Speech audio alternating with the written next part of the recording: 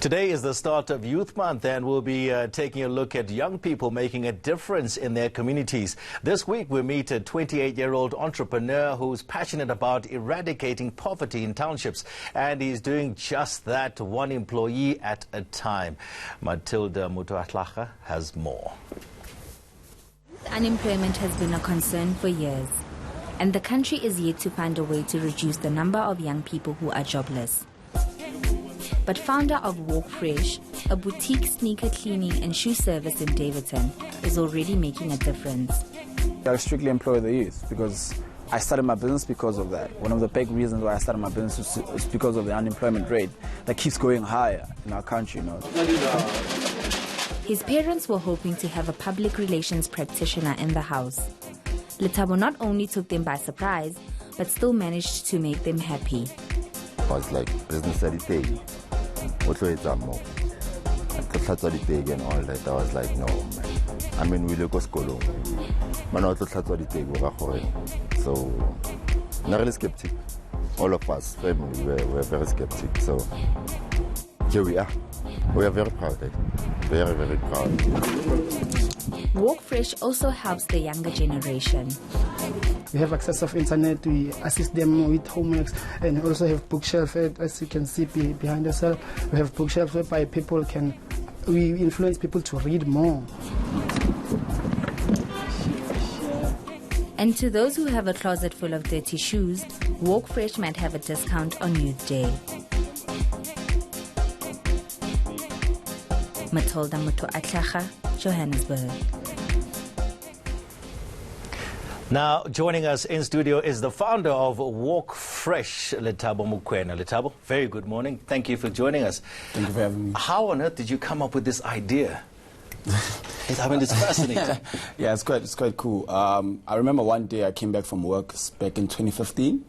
Just like everyone else in the township, I was sitting at the shops with my friends, and one of them was cleaning his mom's shoes, and I said to him, why don't you get paid for doing that? Yeah. Because I have sneakers that I can't clean, I don't have time to clean, and I'll pay you for that, because it's convenient. And most of the guys that we were sitting with laughed. They were like, why would people pay you for that, you know? Then because I saw the business opportunity, the following day, I used my money that I saved up for petrol to buy material. And this is 4 years later. That was at that point you only had 700 Rand in your account. Yes, in my account, yeah. And you used that for the first material. Yeah. But how did you actually publicize the business at that point, initially? How did you get people to give you their shoes to clean, to wash? So we did a lot of work. We put in a lot of hours into social media.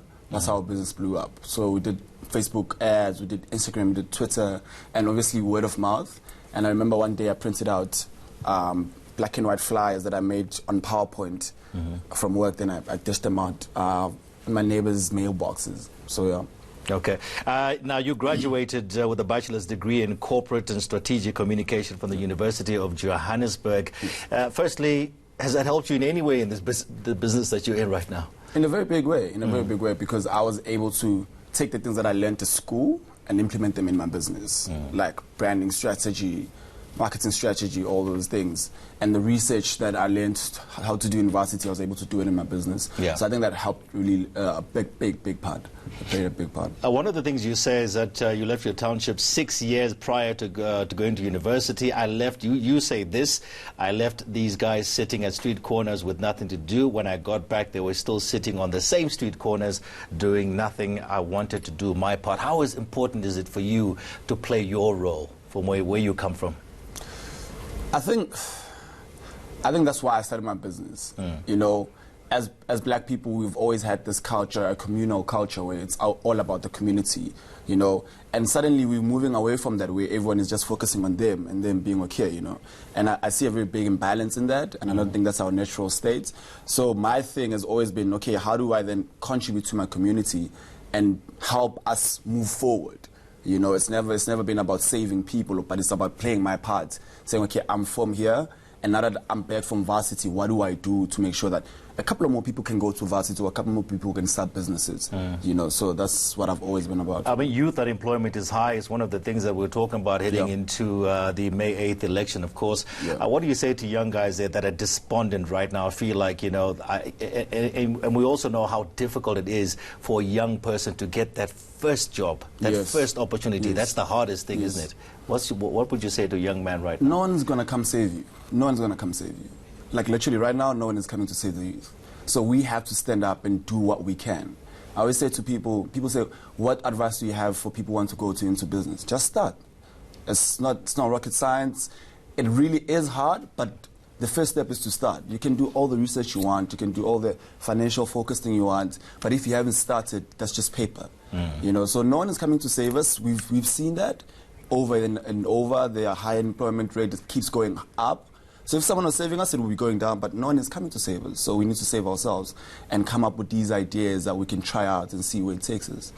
One of the things about running a business is that people don't know it's difficult, especially if you are at the helm of the business, isn't it? There was a time when you yourself took some time out, you were going through, you had mental strain at that point. Tell us about that. How difficult was it at that point, and why did you decide to take a break? I don't think there's enough entrepreneurship books that tell us about the psychological strain that comes with entrepreneurship. No one prepares you for that. People just say, start a business, employ people, do that, but they never tell you about what it requires from you emotionally and psychologically, you know. So I remember last year I found myself almost like losing my mind because everything was just overwhelming, you know. And I had to take a step back and say, okay, what's happening, you know, and like take a month off, see someone to talk to and things like that, you know. So it's really hard, especially because we are the first-time entrepreneurs in our families. I don't have a point of reference so I can say, uncle, how do we do this? You know, I have to learn everything as I go, you know. Yeah, very true. And one of the things is that when you're responsible, you're thinking about, you've got people that work for you, I need to pay these people. Sometimes you're taking money out of your own pocket to pay them. Not sometimes, all the time. All the time. And talk to us about relationships around your family. Are you dating somebody at the moment? Yes, I am. And I think that's the biggest punch your life will take in terms of your relationship side, because I was saying on Facebook the other day, I was like, being with an entrepreneur is like a high-risk sport, you know, because now you're being with someone who's dedicated to their dream and they can't give you anything. You know, they can't give you time, they can't give you emotions, but they need everything from you in terms of support. So I always say I just recently figured out that actually startup entrepreneurs are energy vampires. All we want is support, but we can't help people with anything in terms of emotionally. We just want to focus on our dreams. So that plays a very big role in your life. Because now you miss birthdays, you miss weddings, you miss funerals because you have to keep working, you know. So, okay, tell us about your stores. You've got 2 at the moment, and most importantly, you're opening one in Soweto today. Yes. Tell us about it. So this has been one of my hardest projects, you know. I decided one day, I was like, look, okay, Workfresh, we're doing fairly good in Davidson, but for us to really try out the concept, to really try out the business, we have to get out of Davidson. Because I feel like Davidson is a comfort zone for us. People know us. The brand is familiar with everyone. Let's go to a township that people don't know about us. Well, they might know about us on social media, but don't have that brand interaction, you know. And I woke up and I was like, okay, I'm going to do it. Where is it?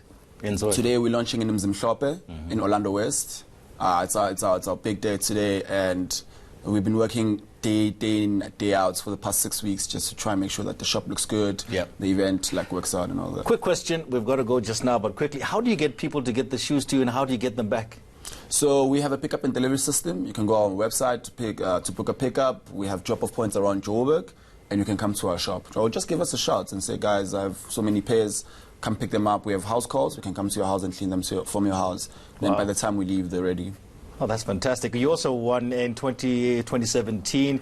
You won Entrepreneur of the Year in the second South African Youth Awards as well. How did that feel?